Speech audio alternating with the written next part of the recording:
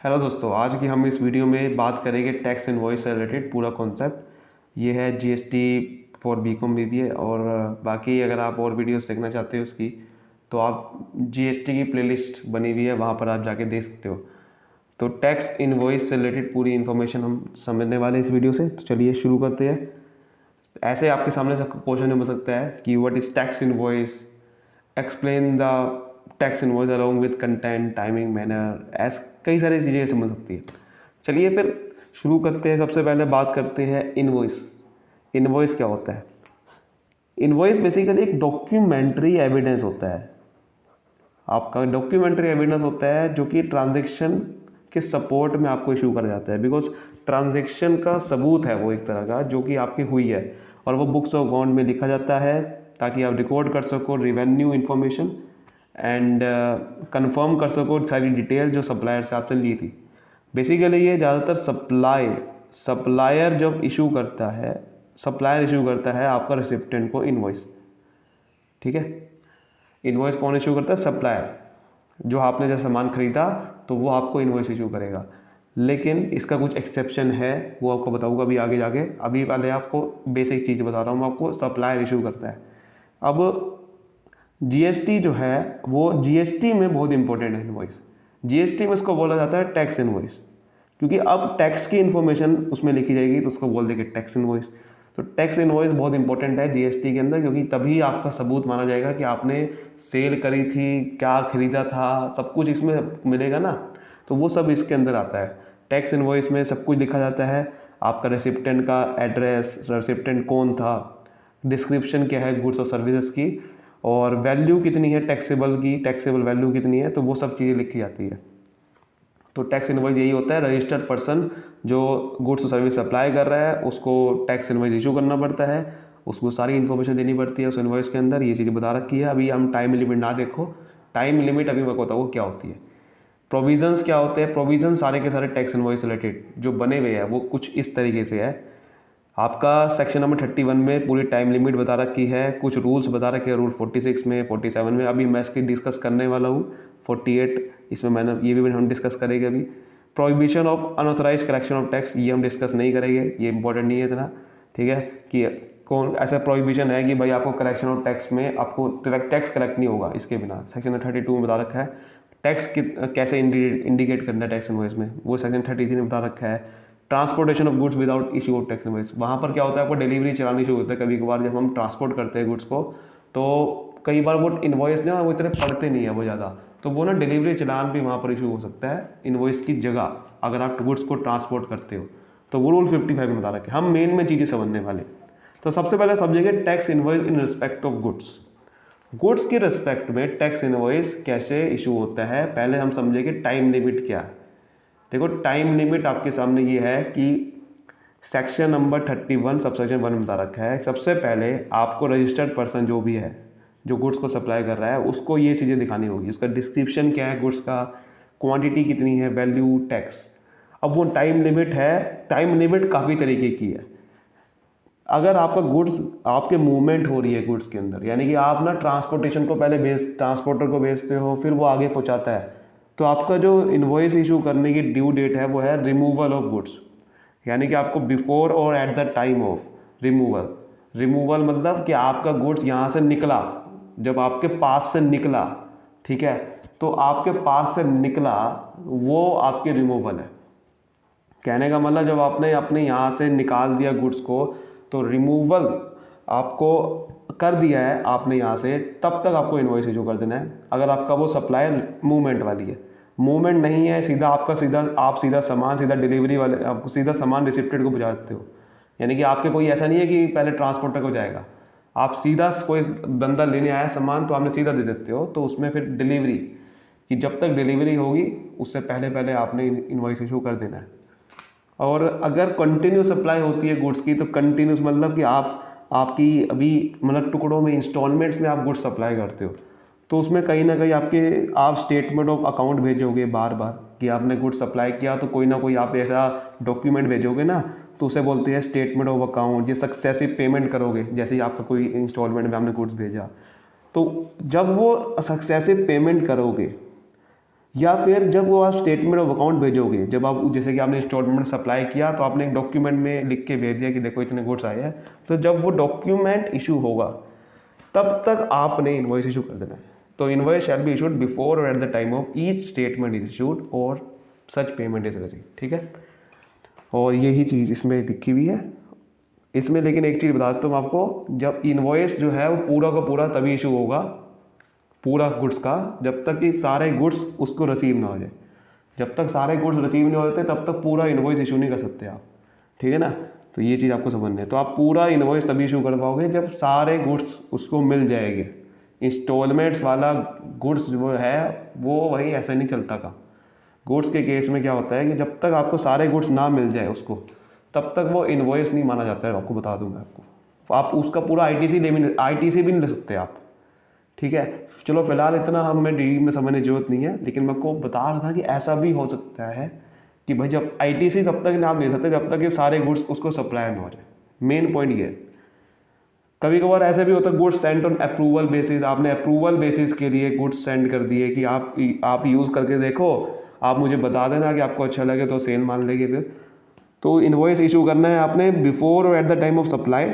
जब आपने वो सप्लाई करी उस पर गुड्स आपने सप्लाई करे तो बिफोर और एट द टाइम, या फिर 6 month from date of removal whichever is earlier. कभी बार वो रिप्लाई नहीं देगा तो मैक्सिमम 6 मंथ, जब आपने रिमूवल आपके यहाँ से गुड्स हुए तो 6 मंथ का टाइम देखा जाएगा। इन दोनों में से जो भी डेट पहले आएगी वो आपकी ड्यू डेट बन जाएगी इन्वॉइस इशू करने की, ठीक है। अब आपको एक और चीज़ बताता हूँ कि ये जो ड्यू डेट है, अगर आपने ड्यू डेट से बाद भी करा इन्वॉइस इशू तो ऐसी कोई पेनल्टी नहीं लगती। ऐसी कोई पेनल्टी नहीं दे रखी है कि आपको इन्वॉइस अगर आपने इशू करा बाद में, ये सिर्फ आपके टाइम ऑफ सप्लाई निकालने के लिए, टाइम ऑफ सप्लाई निकालने के लिए होती है कि आपकी सप्लाई कब हुई है, सिर्फ उसके लिए है। आपकी कोई पेनल्टी नहीं लगती, ठीक है ना। ये आपकी कोई पेनल्टी नहीं लगेगी आपको इन्वॉइस बाद में इशू करा, ये सिर्फ आपके टाइम ऑफ सप्लाई निकालने के लिए है। कोई ऐसी पेनल्टी नहीं लिखी है। टाइम ऑफ सप्लाई क्या होता है इसके ऊपर वीडियोस बन चुकी है, जाके जरूर आप देखना। मैंने इस डिस्क्रिप्शन में सारी वीडियोस डाली हुई वैसे टाइम ऑफ सप्लाई की। अब बात करते हैं सर्विस की। हमने गुड्स की बात कर ली कि tax invoice related to goods. अब सर्विस की बात करते हैं तो वो सर्विस में लिखा है सेक्शन नंबर 31(2) में कि ये अगर कोई रजिस्टर्ड पर्सन सर्विस सप्लाई कर रहा है तो उसको ये सब चीज़ें दिखाना पड़ेगा। डिस्क्रिप्शन, वैल्यू, क्वांटिटी तो आने की सर्विस की, वैल्यू, टैक्स चार्ज कितना हुआ, टाइम लिमिट रूल 47 में। देखो टाइम लिमिट बता रखी सर्विस की रूल 47 में। रूल 47 में तरह है कि अगर आप सर्विस अप्लाई करते हो उसकी इन्वॉइस इशू करने की डेट है 30 days from date of supply of service. जब आपने सर्विस को सप्लाई किया यानी कि सर्विस प्रोवाइड करी, उसके 30 दिन के अंदर अंदर आपको इन्वॉइस इशू करना है।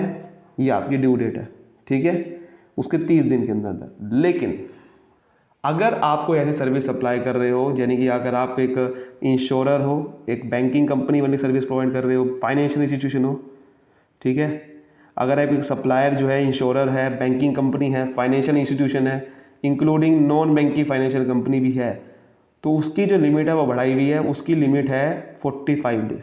वो 45 डेज के अंदर इशू कर सकता है इन्वॉइस या कोई भी ऐसा document in lieu of their invoice.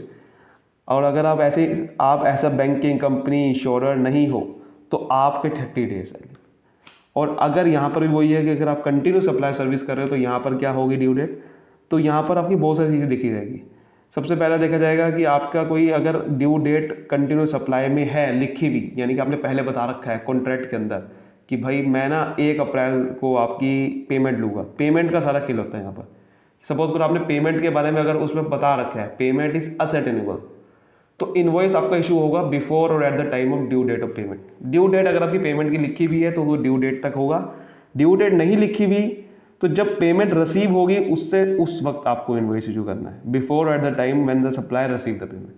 और अगर पेमेंट मिलती नहीं है या फिर अगर आपको कोई ऐसा कंप्लीशन ऑफ इवेंट पे पेमेंट डिपेंड है कि अगर आपका 50% कोर्स कंप्लीट हुआ तो मैं इतनी पेमेंट करूँगा, ऐसा कुछ कंप्लीशन ऑफ इवेंट पे डिपेंड है, तो जब वो इवेंट होगा, जैसे ही कंप्लीट होगा डेट ऑफ कंप्लीशन, उससे उस तारीख तक आपको इन्वॉइस इशू करना है। तो 3 तरीके हैं। एक तो है कि ड्यू डेट देखी जाती है तो उस वक्त, नहीं देखी जाती तो जब पेमेंट मिलेगी। अगर कंप्लीशन ऑफ इवेंट पर डेट है पेमेंट की तो कंप्लीशन ऑफ इवेंट देखा जाता है। सिंपल सी चीज़ है। अब बात करते हैं रूल 46 जो कि कंटेंट आपको बताता है कि टैक्स इन्वॉइस में क्या क्या लिखा जाता है। देखो टैक्स इन्वॉइस में क्या क्या लिखा जाता है, बड़ा सिंपल सी चीज़ है यार। टैक्स इन्वॉइस में क्या क्या लिखा जाता है, सबसे पहले तो सप्लायर के बारे में लिखा जाएगा कि उसका नाम क्या है, एड्रेस क्या है, जीएसटी नंबर क्या है, और उसके बाद कॉन्जिक्यूटिव सीरियल नंबर लिखा जाता है कि एक टैक्स इन्वॉइस जो सीरियल नंबर होता है, जैसे कि ये पहला इन्वॉइस है तो 004 या 001 इस तरीके से, जिसमें नॉट एक्सटेंडिंग 16 करेक्टर, 16 करेक्टर्स ज़्यादा नहीं होने चाहिए इन वन और मल्टीपल सीरीज, कंटेनिंग अल्फ़ाबेट भी हो सकती है उसके अंदर, न्यूमेरिकल्स, स्पेशल करेक्टर हो सकते हैं जैसे कि हैश, डैश, स्लैश, ये सब चीज़ें हो सकती है। और फिर इशू कब हुआ, वो इन्वॉइस इशू करने की डेट क्या है, ये बहुत इंपॉर्टेंट डेट होती है कि भाई इन्वॉइस कब इशू हुआ।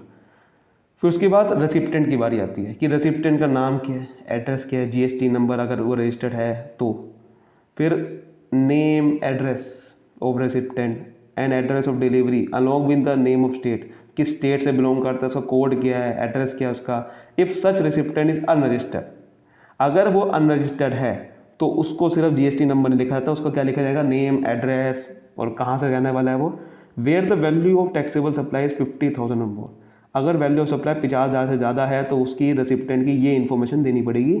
अगर 50,000 से ज़्यादा नहीं है तो उसकी रिक्वेस्ट पे ये सारी इन्फॉर्मेशन दी जाएगी। तो नेक्स्ट पॉइंट यही लिखा हुआ है, ये सारी इन्फॉर्मेशन तब दी जाएगी फिर जब उसकी रिक्वेस्ट पे। लेकिन अगर 50,000 से आप ज़्यादा वैल्यू की गुड्स है तो फिर आपको देनी पड़ेगी। उसके बाद आता है HSN कोड, गुड्स के केस में HSN कोड होता है, सर्विस केस में अलग कोड होता है, ठीक है।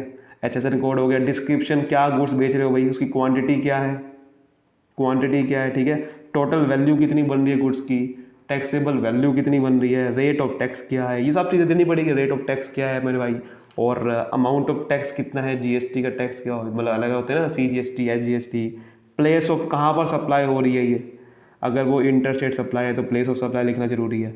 एड्रेस ऑफ डिलीवरी, कभी कभार आपका डिलीवरी अलग जगह पे होती है तो डिलीवरी का एड्रेस क्या होगा।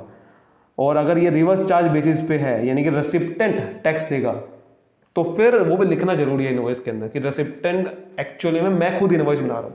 जो मैं आपको बता रहा था ना कि सप्लायर इशू करता है इनवॉइस, एक्सेप्शन उसमें यही है कि रिवर्स चार्ज बेसिस अगर होता है तो उसमें क्या होता है कि रेसिप्टेंट टैक्स देता है तो सप्लायर अनरजिस्टर्ड होता है या सप्लायर नहीं देता टैक्स, तो उस केस में रेसिप्टेंट को ये इनवॉइस बनाना पड़ता है, रेसिप्टेंट जो रिसीव कर रहा है। तो अगर वो ऐसा बंदा है जो रिवर्स चार्ज बेसिस पे है, वो खुद रिसीव कर रहा है और खुद ही टैक्स देगा, तो उसको फिर खुद अपना टैक्स बनाना पड़ता है और ये लिखना पड़ेगा कि मैं टैक्स रिवर्स चार्ज बेसिस पे दे रहा हूँ। बस उस केस में वो एक्सेप्शन है कि वहाँ पर सप्लायर इशू नहीं करता, वहाँ खुद रेसिप्टेंट इशू करता है इनवॉइस, अपना इनवॉइस खुद ही बनाएगा। लेकिन अगर ऐसा नहीं है तो सप्लायर इशू करता है। लास्ट में होता है सिग्नेचर और invoice requirement in case of supply and meant for export. Export अगर एक्सपोर्ट कर रहे हो, क्योंकि आपको पता है एक्सपोर्ट के केस में ना आपको टैक्स नहीं लगता, टैक्स देना नहीं पड़ता मतलब, लेकिन इनवॉइस तो बनाना पड़ता है ना। तो अगर आप इनवॉइस इशू करना पड़ता है एक्सपोर्ट के केस में कि अगर आपको supply meant for export on payment of IGST। देखो कभी कभार क्या होता है कि आप एक्सपोर्ट में दो चीज़ें होती है, या तो आप GST पे करते हो आपका रिफंड मिल सकता है, या GST पे ही नहीं करते। और GST कौन सा पे करते हो, IGST। तो अगर आपका supply meant for export on payment of IGST तो आपको इनवॉइस बनाना पड़ेगा। एंड दूसरा होता है supply meant for export under bond और letter of undertaking without payment of IGST। एक होता है कि विदाउट पेमेंट ऑफ IGST में आपका सब एक्सपोर्ट होता है कोई एक बॉन्ड के अंदर या लेटर ऑफ अंडरटेकिंग के अंदर। कोई भी केस हो आपको ये इन्फॉर्मेशन देनी पड़ेगी, नेम, एड्रेस ऑफ रेसिप्टेंट या एड्रेस ऑफ डिलीवरी कहाँ पर है और कोई कंट्री, डेस्टिनेशन कहाँ पर है उसका कंट्री का, ये सब चीज़ें इन्फॉर्मेशन आपको देनी पड़ेगी। ये बात होगी सारी इनवॉइस की। अब बात करते हैं मैं कि इनवॉइस बनाना नहीं पड़ता कब। इनवॉइस आपको बनाना नहीं पड़ता जब आपकी इनवॉइस की वैल्यू 200 रुपये से कम होती है। तो no tax invoice if value is less than 200 रुपये। अगर 200 रुपये से कम है आपकी वैल्यू तो इनवॉइस बनाने की जरूरत नहीं है। इसका सब्जेक्ट टू फॉलोइंग कंडीशन यही है कि रेसिप्टेंट एक तो नॉट रजिस्टर्ड है, भाई आपने सप्लाई कर रहे हो किसी को सामान, वो रजिस्टर्ड ही नहीं है तो आपको इनवॉइस बनाने की जरूरत नहीं है, क्योंकि वो टैक्स पे करने का ही नहीं, ठीक है ना। टैक्स तो आपको पे करना है क्योंकि बेसिकली वो इनवॉइस करेगा क्या, आप जो रजिस्टर्ड नहीं है तो आपको इनवॉइस बनाने की जरूरत नहीं है अगर उसकी वैल्यू 200 रुपये से कम है। दूसरा केस है recipient does not require such invoice, recipient मना कर रहा है कि मुझे इनवॉइस चाहिए ही नहीं, तो भी आपको इनवॉइस नहीं बनाना पड़ेगा। लेकिन अगर दोनों कंडीशन पूरी नहीं हो रही तब बनाना पड़ेगा, 200 रुपये से चाहे कम भी हो। तो उसको क्या करना पड़ेगा, इनवॉइस बनाने की जरूरत नहीं है, उसको क्या करना है, एक सीधा कंसोलिडेटेड टैक्स इनवॉइस बनाना है for such supplies at the close of each day in respect of 200। मतलब कि देखो जैसे कि आपने एक 200 रुपये की सप्लाई करी, फिर 200 रुपये की सप्लाई करी, ऐसे अगर आपने 200 रुपये से कम वाली सप्लाई करी, मतलब जैसे कि 180 रुपये की करी, तो 190 रुपये की करी, फिर 150 रुपये की करी, तो वो कह रहे हैं कि ऐसे कई सारी सप्लाई जो आपने करी है 200 रुपये से कम, उसका कंसोलिडेट कर दो, जोड़ दो, और एक ही इन्वॉइस बना के आप इशू कर सकते हो। ये सबसे बड़ा तरीका है वो कह रहे हैं। फिर होता है बिल ऑफ सप्लाई। मतलब बिल ऑफ सप्लाई होता है कि जब आप ऐसे बंदे को सप्लाई कर रहे हो जो कि, मतलब आप ऐसे गुड सप्लाई कर रहे हो या सर्विस जो कि एग्जम्प्ट है, जिस पे टैक्स नहीं लगता है, या फिर आप कॉम्पोजिशन लीवी में हो जो कि आपको टैक्स नहीं देना पड़ता है आपको जीएसटी वाला, तो उसमें आपको टैक्स इनवॉइस की जगह बिल ऑफ सप्लाई को इशू करना पड़ता है जब आपका गुड्स और सर्विस एग्जम्प्ट होते हैं टैक्स में। अब बात करते हैं रूल 48, जिसमें आपको बता रखा है manner of issuing invoice. Invoice issue करने का क्या मैनर होता है। आपको क्या करना पड़ता है, अगर आप एक गुड्स को सप्लाई करते हो, आप एक सप्लायर हो गुड्स के, तो आपको 3 कॉपी बनानी पड़ती है इनवॉइस की। सबसे पहला कॉपी होती है ओरिजिनल कॉपी जो कि जाती है रेसिप्टेंट को, आपको वो ओरिजिनल कॉपी रेसिप्टेंट को सीधा भेजनी है। फिर होती है डुप्लीकेट कॉपी जो कि आपको ट्रांसपोर्टर को भेजनी पड़ती है। ट्रांसपोर्टर आपका होगा जो कि आप गुड्स रिमूवल वाला होगा ना, कि रिमूवल वाला, अगर आपका रिमूवल यानी कि आप ट्रांसपोर्टर से भेजते हो, तो ट्रांसपोर्टर पे जैसे ही आप जाता है गुड्स, उसको भाई डुप्लीकेट कॉपी भेजनी पड़ेगी साथ में आपको, डुप्लीकेट कॉपी की। और आप अपने पास जो रखोगे वो रखोगे ट्रिप्लीकेट कॉपी, ट्रिप्लीकेट कॉपी। लेकिन अगर आप सर्विस का सप्लाई करो तो वहाँ पर 2 ही कॉपी बनेगी, क्योंकि वहाँ पर ट्रांसपोर्टर से नहीं भेजते सर्विस, हाँ, तो वहाँ पर ओरिजिनल कॉपी रिसिप्टेंट पे जाएगी, डुप्लीकेट कॉपी अपने पास रखोगे। और serial number to be furnish electronically, serial number आपको फर्निश करना पड़ता है, ठीक है। Shall be furnish electronic through common portal in the form GSTR1। GSTR1 आपको फाइल करना पड़ता है ना, तो उसमें आपको सारे इन्वॉइसेस की डिटेल भरनी पड़ती है जो कि आउटवर्ड सप्लाई की होती है, जो भी आपने सेल करा है, क्योंकि सप्लायर कौन सी इशू करेगा, अपना सेल वाली। तो जो भी आपने सेल किया है सामान, तो वो आपको आउटवर्ड सप्लाई यानी कि GSTR1 में 10th ऑफ नेक्स्ट मंथ में भरनी पड़ती है।